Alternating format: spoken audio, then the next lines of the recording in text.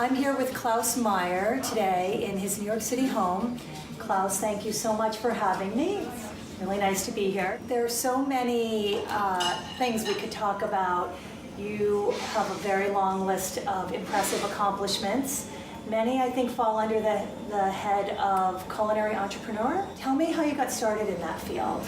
My father was an entrepreneur, and so was my grandfather, so I believe that had a certain impact on the avenues of my life. But the big thing that happened was that after having lived the first 19 years of my life in some sort of culinary darkness in a divorced family in Denmark, I ended up, and that radically changed my life, in a family in France, in southern France, where I came to live what could be perceived of as the golden age of French gastronomy in that little hub with this pastry chef and baker and his wife. And how old were you when you went there? 19. Okay. They couldn't have children, and they had always wanted to have a son. So it was a very special match also. Lovely. And at that moment in your life, your whole life is open. And I felt down there that there was a strange magical relationship between love and the meal of food, and the way we conducted our food lives kind of was related to the love that we would be surrounded by or be conveying to the ones around us. So I kind of saw that magical relationship that made me want to go home and we try to repair on the imperfections in the Danish life style and food culture that I had personally kind of felt on my own body when I was a child. Okay, so you thought in some way you could give back to Denmark by bringing the knowledge?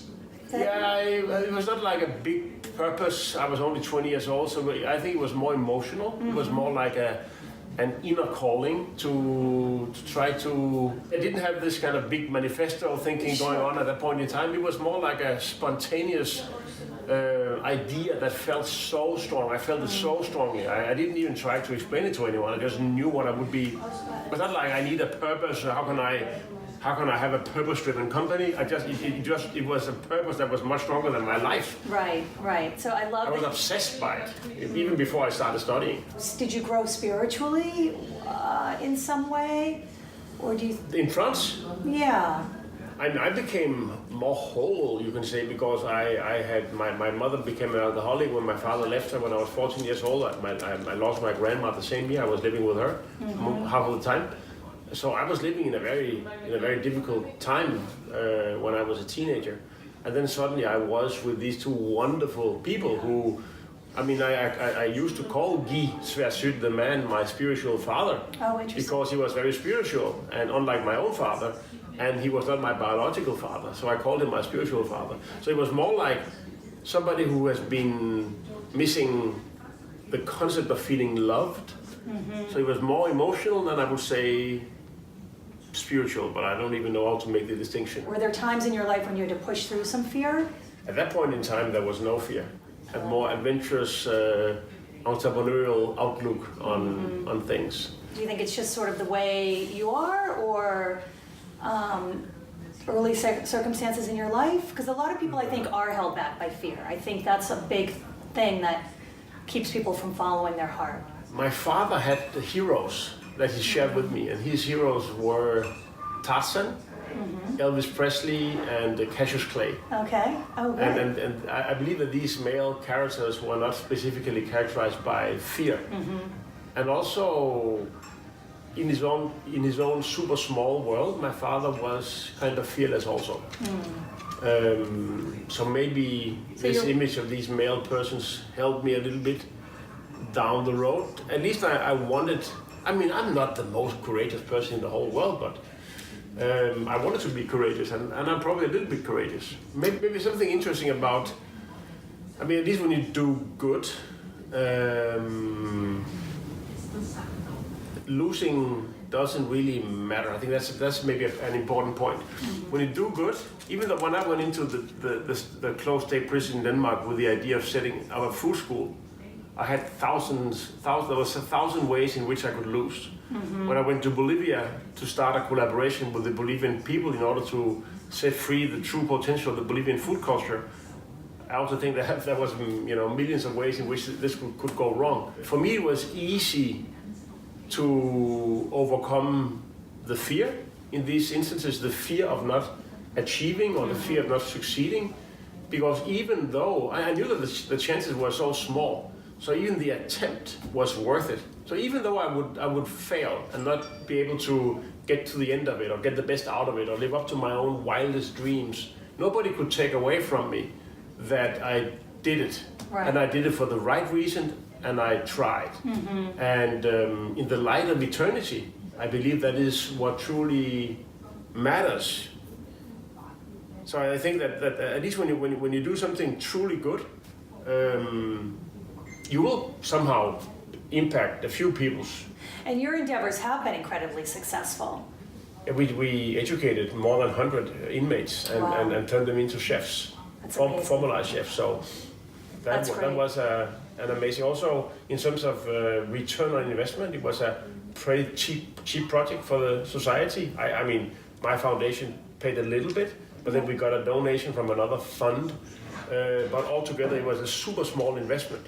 When a lot of these guys got jobs and didn't end up in prisons again, which cost a fortune. Right. Then the outcome was amazing. That is amazing, and it's so important because I feel that's real rehabilitation, where you can get out and then have a life and do something. I'm also really interested in this restaurant that's opened in Bolivia, you said? What I learned from building Noma and the Nordic cuisine movement was that that there is potentially for many different cultures this secret road where you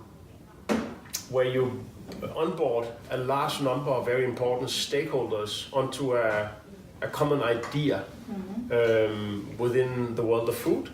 And it has to do with unreleased potentials. So if you potentially can combine the resources of a region, a nation, or a country in new ways that bring out more value in terms of saving health costs, increasing tourism, redefining, strengthening a national or regional brand, a better way of deploying agricultural resources and stuff like that. If that untold story is there, then what I learned from the Nordic project was that it is pretty seamless to get it going. And I wanted to try that in a poor country, to try it once more, to find to kind of take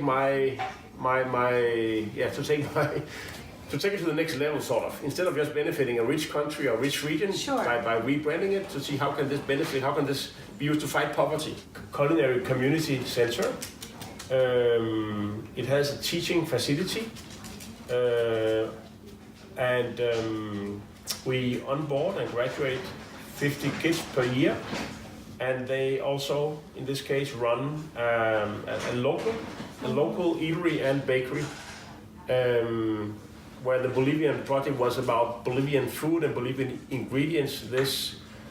The project in Brownsville, that is 98% African American and African Caribbean, the project out there is about, when it comes to the food component itself, it is about exploring with the kids the full potential of the cuisines of the African American diaspora, which is of course a never-ending journey,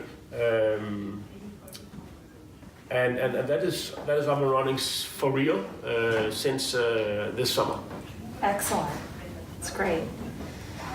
Well, you have a lot of other, I mean, you have your restaurants here in New York. Oregon and Great Northern Food Hall in Midtown, and then I'm backing the Swedish chef Fredrik Basilius in his Aska restaurant, and then with him in a partnership we run also Noma in Greenpoint. Right, which I haven't been to yet, but I'm planning to get to soon. Okay, well, I can't thank you enough for your time today. It's been super interesting to hear how you give back and your philosophy on things. So thank you so much.